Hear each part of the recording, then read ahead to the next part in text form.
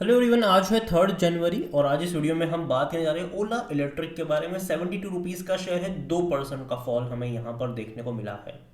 जबकि इनके जनवरी के डेटा सामने आए हैं जो कि अच्छे हैं, बात करेंगे उसके बारे में भी। लेकिन उससे पहले अगर आपने अभी तक चैनल को सब्सक्राइब नहीं किया है तो प्लीज़ अभी इसे सब्सक्राइब कर लीजिए, क्योंकि आगे भी बहुत सारे वीडियोज़ हैं जो आपको काफ़ी ज़्यादा हेल्प करेंगे।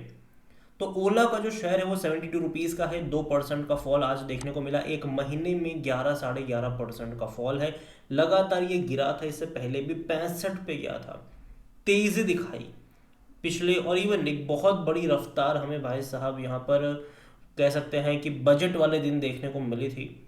उसके बाद अगर हम देखें तो भयंकर गिरावट, और गिरावट ज़रूर है। बजट वाले दिन भाई साहब बहुत बड़ी तेज़ी पकड़ी थी। 66 से 74 75 पे गया था ये, वहां से गिरावट देखने को मिल रही है। एक साल में अगर आप देखोगे तो 20% का फॉल है। हालांकि एक साल पुराना इसका ग्राफ भी नहीं है। एक बड़ी तेज़ी हमने देखी लिस्टिंग के बाद, जबकि उतना ज़्यादा ये सब्सक्राइब नहीं हुआ था, लेकिन फिर भी तेज़ी थी क्योंकि इन्होंने बाइक लॉन्च करने को लेकर अनाउंसमेंट करी थी। उस खबर के चलते तेज़ी आई। उसके बाद लगातार गिरावट ही देखने को मिली। दोबारा तेज़ी तब बनी जब इन्होंने एक साथ एक ही दिन में 3200 नए शोरूम्स खोल दिए। एक तेज़ी तब देखने को मिली। उसके बाद लगातार गिरावट ही देखने को मिली। अब फिर से कोशिश कर रहा है, मतलब देखते हैं कि सक्सेसफुल हो पाता भी है कि नहीं। और जो अपडेट निकल कर आई है इस कंपनी के बारे में वो इनके नंबर्स को लेकर है।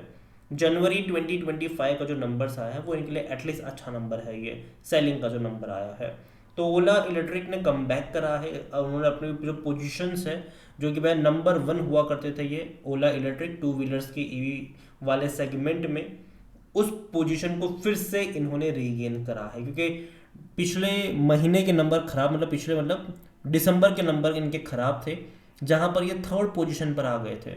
बजाज पहले पे था, ठीक है, सेकंड पे टीवीएस था, उसके बाद ओला था सेलिंग वाले नंबर में। और 18,000 के आसपास से कुछ इन्होंने बेचे थे व्हीकल्स। लेकिन अब ये वापस से नंबर 1 पर आ चुके हैं जनवरी के डेटा के अकॉर्डिंग। और यहाँ पर अगर आप देखोगे तो according to the Vahan data, Ola registered an impressive 24,341 units in January, जो कि 25% का मार्केट शेयर इन्होंने कैप्चर करा हुआ है। 25% का मार्केट शेयर। अगेन एक टाइम था जब ओला 50% का से भी ज़्यादा का मार्केट शेयर लेकर बैठा था। बाद में लगातार इनका मार्केट कैप कम होता, सॉरी मार्केट शेयर कम होता चला गया जब बाकी प्लेयर्स ने एंट्री करना शुरू करा था। उसमें बजाज और टीवीएस ने वैसा बहुत ज़्यादा इनका मार्केट शेयर खाना शुरू कर दिया। और अभी अगर आप देखो तो फिर भी इवन दिसंबर में तो 18% पे आ गए थे, ठीक है ये लोग, लेकिन एटलीस्ट अभी इन्होंने फिर से रिगेन करा है, 25% पर आ चुके हैं, जो कि अच्छी बात है इनके लिए। और ऑफिशियल स्टेटमेंट में ओला इलेक्ट्रिक ने कहा है कि it has been an impressive start to the year for us. We emerge as a clear leader in the EV two wheeler industry yet again. While we are committed to further cementing our position in the segment, and our recently launched Gen 3 portfolio has set a new benchmark in the performance. तो सीधी सी बात है, company कोशिश करेगी आने वाले time में कि अपने इसी मार्केट शेयर को बरकरार रखे, अभी थोड़ा बहुत बढ़ाने की कोशिश करे। इसके अलावा स्कूटर्स के बियॉन्ड भी कंपनी एक्सपांशन करने में लगी हुई है। कंपनी 3 व्हीलर्स में भी अपनी पोजीशन बनाने की कोशिश करेगी, वो भी लॉन्चिंग आपको देखने को मिलने वाली है कुछ टाइम में। कंपनी बाइक कब तक लॉन्च कर रही है, जो रूटस्टर बाइक है वो कंपनी लॉन्च कर रही है। भावेश अग्रवाल भाई साहब फोटो पे फोटो पोस्ट करते रहते हैं उसके बारे में पिछले कुछ टाइम से। तो डेफिनेटली बाइक भी लॉन्च करी है, और कह सकते हैं कि आने वाला टाइम इंटरेस्टिंग होगा कि इस बाइक को कितनी सक्सेस मिलती है। यहाँ पर अलग अलग वेरिएंट्स में ये बाइक अवेलेबल है। 3 वेरिएंट्स में होगा, roadster x and roadster pro के नाम से 3 अलग अलग वेरिएंट यहाँ पर आने वाले हैं। सबके अलग अलग बैटरी बैकअप ऑप्शन होने वाले हैं, तो उसके लिहाज से, उसके हिसाब से उन सबकी प्राइसिंग भी होने वाली है। ओवरऑल खबर अच्छी, लेकिन आज बाजार भाई साहब कुछ ज़्यादा ही गंदे मूड में है, गिरावट वाले मूड में है। तो ओला इलेक्ट्रिक के शेयर में भी हमें मेजर फॉल देखने को मिल रहा है, 2% का फॉल देखने को मिल रहा है।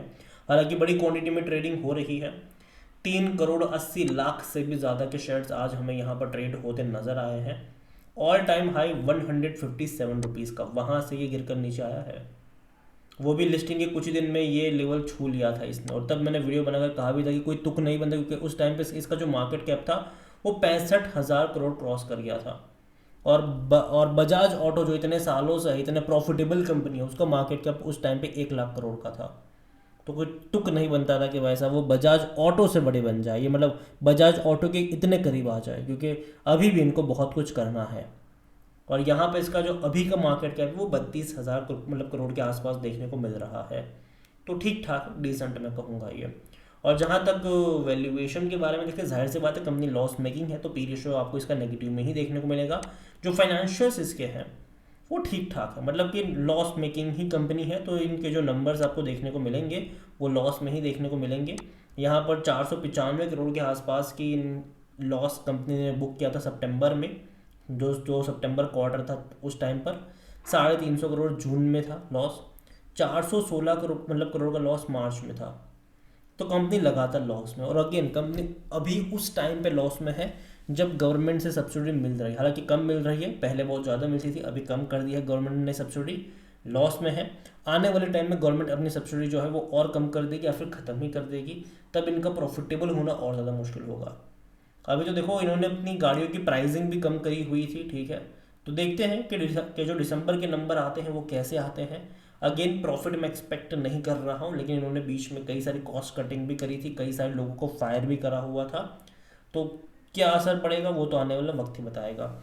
और जहाँ तक शेयर होल्डिंग के बारे में अगर हम बात करें, तो जो प्रमोटर की होल्डिंग वो 36.78% की है। और यहाँ पर अगर आप देखो तो भाई साहब बिकवाली चरम सीमा पर है।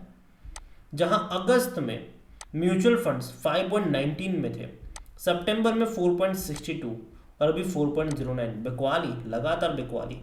और ऐसा नहीं कि मैं पहली बार मतलब मैंने कहा है, अगर आप चैनल को रेगुलर फॉलो करते हो, मैंने पहले इसके ऊपर बात करी जहाँ पर मैंने कहा था कि 10% से भी ज़्यादा की होल्डिंग रिटेल इन्वेस्टर के पास होगी यहाँ पर। ये मैं कई टाइम से बोल रहा हूँ, और अभी रिटेल इन्वेस्टर के पास 10% के आसपास के तो हो चुके हैं, 9.85% की होल्डिंग आ चुकी है, वही खरीद रहे हैं। प्रमोटर ने अपने शेयर गिरवी भी रखे हैं। अगर आप देखोगे तो अगस्त में प्रमोटर की होल्डिंग 36.78% की थी, लेकिन एक भी शेयर गिरवी नहीं था। दिसंबर आते आते प्रमोटर ने 1.10% का स्टेक गिरवी भी रख दिया है, तो अगेन अच्छा साइन नहीं है। डोमेस्टिक इंस्टीट्यूशंस 1.66% पे थे अगस्त में, सितंबर में 0.54 और अभी 0.46, बिकवाली। एफआईज अगर आप देखो 7.64%, फिर 4.18%, फिर 2.10, भाई साहब जम के बिकवाली हो रही है यहाँ पर इंस्टीट्यूशन की तरफ से। और प्रमोटर भी शेयर बेच रहे हैं, मतलब बेच रहे हैं, सॉरी गिरवी रख रहे हैं। यहाँ पर प्रमोटर ने भी अपने शेयर गिरवी रखे हुए हैं। खरीद कौन रहा है? अदर पार्टीज और रिटेल इन्वेस्टर मैं कहूँगा। यहाँ पर अदर पार्टीज जो 44% पे थे और रिटेल इन्वेस्टर जो 4.5% पे थे, आज वो रिटेल इन्वेस्टर तकरीबन 10% पर आ चुके हैं और अदर पार्टीज 46.72% पर। तो ये यहाँ पर हो रहा है। मुझे और भी हैरानी नहीं होगी कि आने वाले और क्वार्टर में शायद इंस्टीट्यूशन ने और बिकवाली करती नजर आए और रिटेल इन्वेस्टर की होल्डिंग आपको और बढ़ती नजर आए, मुझे बिल्कुल भी हैरानी मतलब नहीं होगी। बहुत जल्दी रिटेल इन्वेस्टर की होल्डिंग जो है वो आपको 12-15% देखने को मिल सकती है। इन लोगों की होल्डिंग कम नज़र आ सकती है। शायद अदर पार्टीज जो कि अब तक खरीद रहे थे शायद वो भी मतलब बेचना शुरू कर दे, यू नेवर नो, हो सकता है ये। ओवरऑल देखो मैं अभी के लिए ओला के लिए तो इतना ही कहूँगा, दूर बैठो तमाशा देखो, क्योंकि जब भी अटेम्प्ट करा है ना भाई साहब गिरा है ये। तो अभी का जो अटेम्प्ट है भरोसा करना मुश्किल है। यहाँ पर नंबर डेफिनेटली इनके अच्छे आए हैं। अभी आने वाले टाइम में और डेटा इनका देखना रहेगा कि जो लॉन्चिंग कर रहे हैं ये धड़ाधड़ बाइक को लेकर, ऑटो रिक्शा को लेकर, हालांकि टाइम है रिक्शा में 3 डेज में टाइम है, लेकिन बाइक को लेकर उसको कैसे रिस्पॉन्स मिलता है, कैसे देखा जाता है, वो देखना इंटरेस्टिंग होगा। ओवरऑल मैं इतना ही कहूँगा कि नज़र रखिए इस कंपनी के ऊपर। और जहाँ तक अभी की बात है ग्राफ उतना कॉन्फिडेंस नहीं दे रहा है। और दूसरी बात कि जिस तरीके से अभी भाई साहब ग्लोबल बाज़ारों में भी पेन देखने को मिल रहा है, टैरिफ वगैरह को लेकर आज हमें गिरावट देखने को मिल रही है। डोनाल्ड ट्रंप ने जो टैरिफ लगाया था चाइना, मैक्सिको, कनाडा, इन सब के ऊपर, अब वो लोग भी यहाँ पर उनके खिलाफ रिटेलिएट कर रहे हैं। तो कहीं ना कहीं टैरिफ वॉर एक तरीके से स्टार्ट हो रहा है और ऐसे में बाजार नेगेटिव नज़र आ रहा है। और अगर बाजार नेगेटिव रहेगा तो यहाँ पर भी कोई बहुत बड़ी तेज़ी मैं एक्सपेक्ट नहीं कर रहा हूँ। मैंने पहले भी कहा था कि अभी भी अप्स एंड डाउन्स वाला ही बाजार होने वाला है। जो असली तेज़ी मैं एक्सपेक्ट कर रहा हूँ बाजार में वो अप्रैल मई से है। तो जो आपको खरीदारी के मौके ढूंढने चाहिए वो या तो इस महीने के एंड में या अगले महीने की शुरुआत से बाय ऑन डिप्स के अप्रोच के साथ ढूंढना चाहिए, ना कि किसी एक लेवल पर बहुत सारे शेयर्स खरीद के बैठ जाओ। अभी तो एक महीना तमाशा देखने वाला माहौल है। अगेन ये मेरा पर्सनल ओपिनियन है, ठीक है, कोई भी इन्वेस्टमेंट एडवाइस नहीं। वीडियो को यहीं पे एंड करता हूँ। पसंद आया हो तो लाइक कर, शेयर कर, चैनल वगैरह पहली बार जो भी सब्सक्राइब करें। और ओला इलेक्ट्रिक के बारे में आप क्या सोचते हैं वो भी आप मुझे कमेंट में लिख के बता सकते हैं। Thank you.